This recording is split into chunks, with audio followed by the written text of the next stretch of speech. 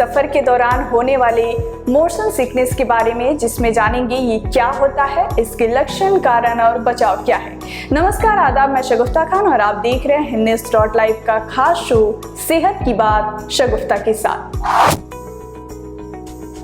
जब हम सफर करते हैं या मोशन में होते हैं तब चक्कर आता है, उल्टी जैसा महसूस होता है, पसीना छूटता है, इसी को मोशन सिकनेस कहते हैं। मोशन सिकनेस को काइनेटोसिस भी कहा जाता है।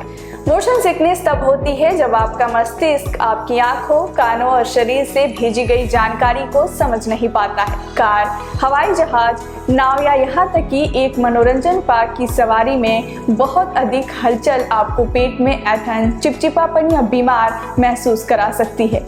कुछ लोगों को उल्टी होती है। कार से बीमार, समुद्र से बीमार या हवा से बीमार होना मोशन सिकनेस है।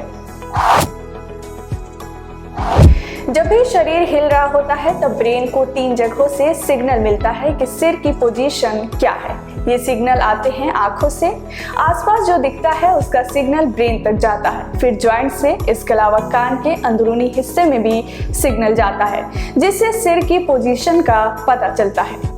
जब इन तीनों में से किसी एक के सिग्नल में खराबी होती है तब ब्रेन मूवमेंट को ठीक तरह से पहचान नहीं पाता। इसके कारण मोशन सिकनेस के लक्षण दिखाई देते हैं। मोशन सिकनेस आपको आश्चर्यचकित कर सकते हैं। आप एक पल के लिए ठीक महसूस कर सकते हैं और फिर अचानक इनमें से कुछ लक्षणों का अनुभव कर सकते हैं, जैसे ठंडा पसीना आना, चक्कर आना, थकान, सिर दर्द और चिड़चिड़ापन शामिल है। साथ ही ध्यान केंद्रित करने में असमर्थता, बढ़ी हुई लार, मतली, उल्टी, पीली त्वचा, जम्हाई लेना, भूख में कमी भी शामिल है।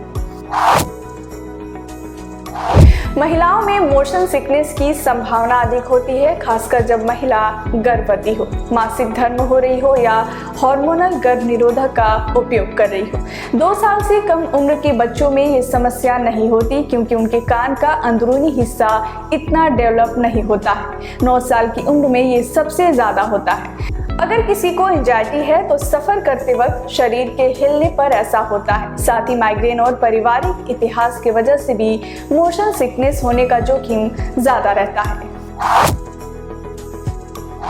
अगर कार से सफर कर रहे हैं तो आगे की सीट पर बैठे, विंडशील्ड से सामने की तरफ देखें। ड्राइव करने वाले इंसान को मोशन सिकनेस नहीं होती क्योंकि उनको लगातार मूवमेंट्स दिख रहे होते हैं। अगर पीछे बैठे हैं तो पढ़ना या मोबाइल देखना अवॉइड करें।